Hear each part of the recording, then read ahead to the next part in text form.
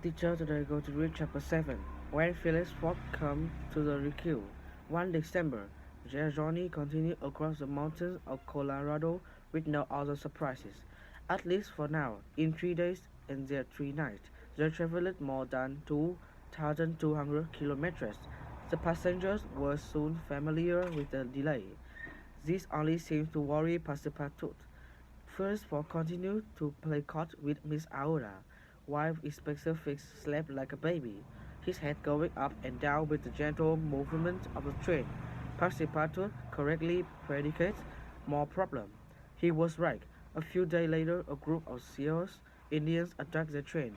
The Sioux rode their horse along both sides of the train. The passengers heard their battles cry before they arrived. Many of them knew what was happening.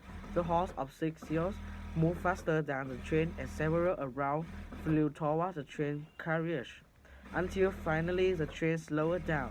Some of the passengers prepared to defend themselves. The Sioux jumped on the train. Their leader tied up the train driver and his assistant together and threw them off the train. Then they went toward the other carriage. "They are coming toward our carriage," shouted Miss Aouda. Passepartout bravely hit one of the men over her head with the back of his gun. Then he left the others to see what he could do to stop the train and asked for help. "We need to stop the train," Passepartout told another passenger. "Maybe we can ask for help from a nearby town." "There are soldiers at Fort Kearny, a few miles away," replied the man. "Good," said Passepartout.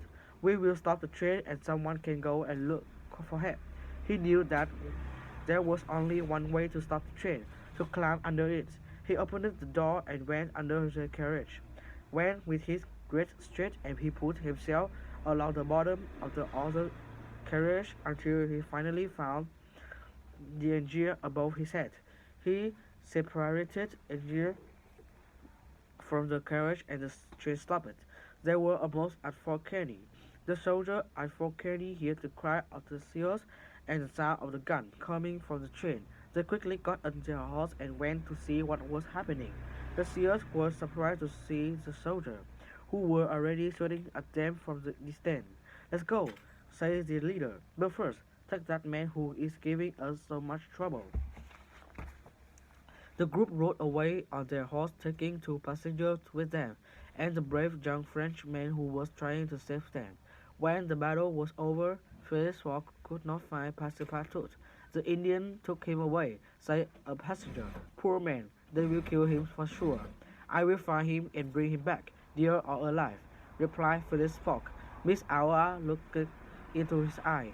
He was her hero. He truly was a wonderful person. "We can save these people, but I need help," Phileas Fogg said to the soldier. He left the fort with 30 soldiers and their horse, and followed the direction of the Sioux. Miss Aouda and Mr. Fix waited for him at Fort Kearny. It was incredibly cold and the wind was blowing hot. Inspector Fix and Miss Aouda sat in the uncomfortable station waiting room trying to keep warm. From time to time they looked outside at the snow. The darkness of the night started to become morning, but she still could not see Phileas Fogg. Not long after the sun came up, they heard the sound of the guns in the distance.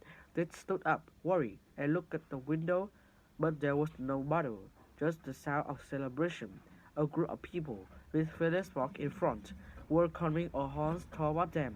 Passepartout and the 2 other passengers were sitting on the horse behind.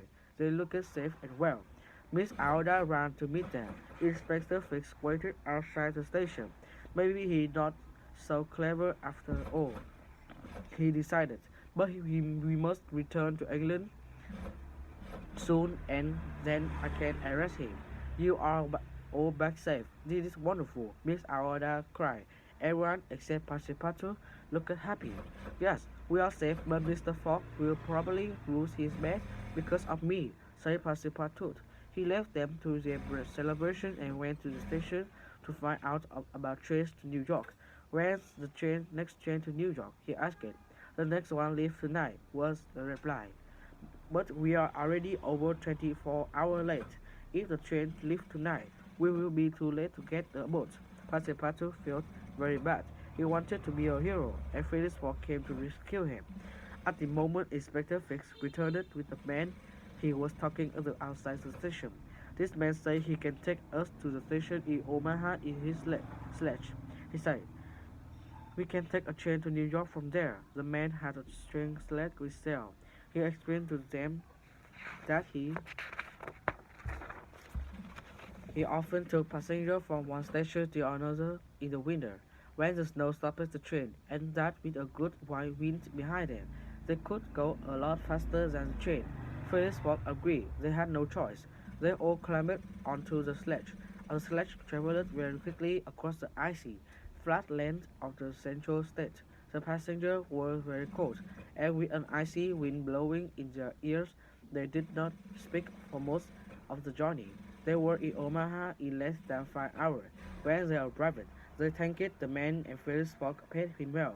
Fortunately, they found a train to Chicago and then to New York immediately. They arrived in New York 2 days later at 11 o'clock on 11 December. They quickly went to the port, but the China, the ship taking them to Liverpool, was not there. Fogg did not look surprised. He looked at his watch. They were 45 minutes late. And this is end. Thank you for listening.